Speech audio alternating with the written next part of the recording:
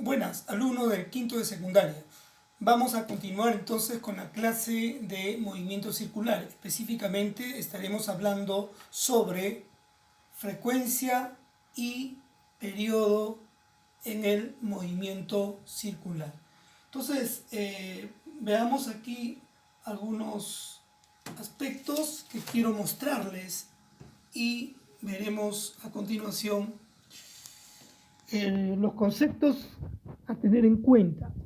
Tenemos aquí el concepto de frecuencia y veremos que la frecuencia se define como el número de vueltas que recorre la partícula durante una unidad de tiempo.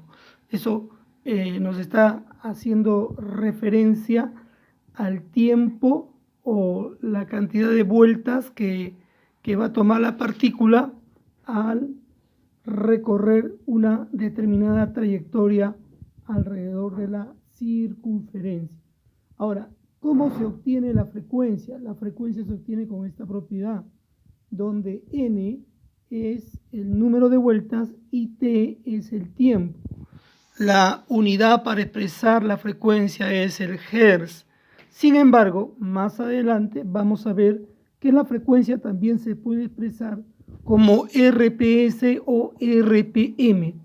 Bien, a ver, ¿qué pasaría si n, que es número de vueltas, solo sea una vuelta? El tiempo se va a convertir simplemente en el tiempo de una vuelta, que sería a lo que llamamos periodo. El periodo es el tiempo de una vuelta. Muy bien, reemplacemos entonces en la propiedad aquí. En vez de n vamos a poner 1 y en vez de t, tiempo, pondremos periodo. Esta propiedad me está señalando o me está indicando de que la frecuencia y el periodo son inversas, ¿correcto? Son inversas. Quiere decir, si yo tengo una frecuencia de 2 Hz, el periodo sería 1/2, pero ya en unidad de segundo, ¿correcto? O sí, viceversa. Si yo tuviera un periodo de 4, ¿no? 4 segundos, la frecuencia sería 1/4 de segundo, ¿correcto? Vamos a continuar. Bien, les decía que la frecuencia también puede expresarse como RPS o RPM. Veamos qué es un RPS. Un RPS significa una revolución o vuelta por cada segundo. Y un RPM es una vuelta o revolución por cada minuto. A considerar, si RPS es una revolución o vuelta por cada segundo, estaríamos diciendo que un RPS sería un hertz. Pero un hertz expresado en RPM simplemente sería 60 RPM. Esta equivalencia vamos a tenerlo en cuenta más adelante en un problema que vamos a estar resolviendo. A continuación, recordemos que la velocidad angular se determinaba como el ángulo recorrido, ángulo θ, ángulo recorrido entre unidad de tiempo. Pero otra vez, vamos a considerar solamente el ángulo de una vuelta, Entonces el ángulo θ ya aquí sería el ángulo de una vuelta, pero en radianes sería 2pi. Y el tiempo, siendo que es el tiempo de una vuelta, el tiempo se convierte en un periodo. Muy bien, por lo tanto, estamos observando que la velocidad angular se obtiene como el cociente, ¿no?, entre 2pi sobre frecuencia, sobre tiempo. Pero como el tiempo periodo aquí es inversa a la frecuencia, vamos a poder reemplazar y tener otra forma de la velocidad angular. Velocidad angular es 2pi por frecuencia. Entonces tengo dos fórmulas para la velocidad angular: 2pi entre periodo o 2pi por frecuencia. Muy bien, recordemos también que la velocidad lineal, hemos hablado anteriormente de la velocidad angular, ahora veamos la velocidad lineal. La velocidad lineal y la velocidad angular están conectados por esta fórmula o propiedad. La velocidad lineal es igual a la velocidad angular, que es omega, por el radio. Pero como ya hemos visto, la velocidad angular es igual a 2pi por frecuencia. Vamos a reemplazar este valor de velocidad angular en la ecuación 1. Al reemplazar, vamos a obtener entonces que la velocidad lineal B va a ser 2pi por frecuencia y por radio, ¿correcto? Entonces tengo otra propiedad para la velocidad lineal o tangencial. A continuación veamos una aplicación, un ejemplo, un ejercicio, y vamos a leer el problema, pero siempre observando o identificando qué son nuestros datos y qué es lo que me piden. Por ejemplo, el problema dice, ¿no? ¿Cuál será la velocidad angular en radianes por segundo de una partícula que gira a 180 revoluciones por minuto? Esto, 180 revoluciones por minuto, es una frecuencia, ¿verdad? Muy bien, 180 revoluciones por minuto. Bien, entonces consideremos nuestros datos. Aquí tenemos que la frecuencia, dato del problema, es 180 revoluciones por minuto y me piden determine la velocidad angular. Bien, ¿qué fórmula usaremos? Usaremos la fórmula que implique el dato y la variable. ¿Cuál sería esa? Esta, la velocidad angular es 2pi por frecuencia. Muy bien, en esta ecuación, para poder hallar la velocidad angular, simplemente necesito hallar el valor de la frecuencia, porque 2pi es un valor conocido. Entonces, la frecuencia. Pero la frecuencia, dato del problema, es 180 revoluciones por minuto. Esos 180 revoluciones por minuto vamos a convertirlo en unidad Hertz. Hertz. ¿Cómo se convierte eso? Fácil. Miren por acá. Aquí tenemos 180. Esto es revoluciones por minuto. ¿Qué significa? Revolución, una vuelta por cada minuto. Ahora, una revolución es una vuelta, uno simplemente es adimensional, y este minuto hay que convertirlo a segundos. Sabemos que un minuto equivale a 60 segundos, entonces simplemente tendremos la división de 180 entre 60, lo cual me da 3. Pero como es frecuencia, tendríamos 3 Hz. Muy bien, ya tengo la frecuencia. ¿Qué voy a hacer? Voy a reemplazar en esta ecuación. ¿Qué es lo que vamos a obtener? Aquí está. La velocidad angular va a ser igual a 2pi por frecuencia, que es 3. Al multiplicar 2 por 3 me sale 6pi. En conclusión, o por lo tanto, la velocidad angular va a ser igual a 6pi, y sabemos que la velocidad angular se expresa en radianes por segundo. Sería el primer ejemplo. El segundo ejemplo, veamos otra vez. Un cuerpo realiza un MCU. ¿Qué es MCU? Movimiento circular uniforme, ¿no? Donde la velocidad tangencial o rapidez tangencial es constante. Justamente dice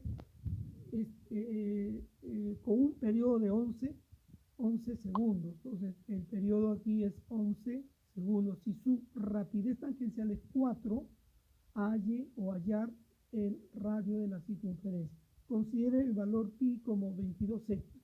Muy bien, estas son las alternativas. ¿Qué es lo que me están pidiendo?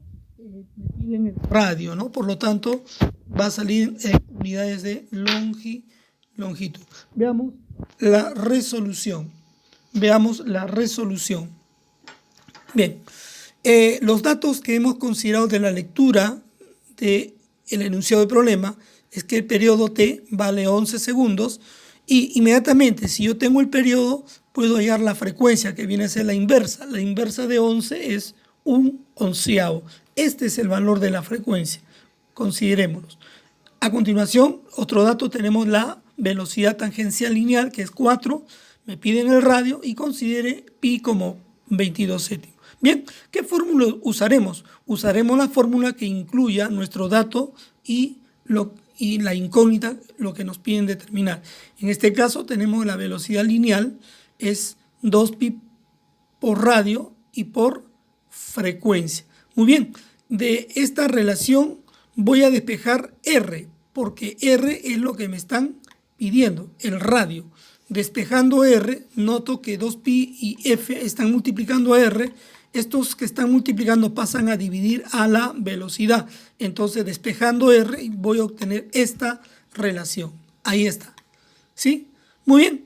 Ya tengo la propiedad que me va a permitir determinar el valor del radio. A continuación, simplemente vamos a reemplazar sus valores. La velocidad, que ya sabemos vale 4, dato del problema. 2, ahí está, por pi, que es 22 séptimos, según consideración, y por F frecuencia. Pero la frecuencia, como ya hemos visto, lo determinamos por el periodo, que es la inversa, o sea, un onceavo. Este sería la frecuencia, ¿correcto? Bien, entonces luego simplemente pasamos a simplificar. Aquí onceava sería 1, onceava 2, ¿correcto? Este 2 se va a multiplicar con este 2, sería 4, pero este 4 se va a simplificar con el 4 del numerador. Bien, se van los 4 y solamente me queda 7. 7 es denominador del denominador, que va a pasar, ¿no?, por producto extremos medios, va a pasar al numerador y simplemente me queda que el radio es igual a 7. Continuemos con el siguiente problema. Aquí el problema 3, que es el problema 7 de sus fichas.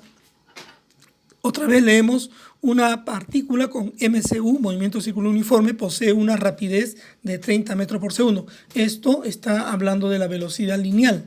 Si el radio de la circunferencia, que se describe de 0,5, radio vale 0,5, determine la frecuencia de rotación en RPM. Muy bien, estas son las alternativas. Se entiende que esas están expresadas en RPM. Continuemos. La resolución.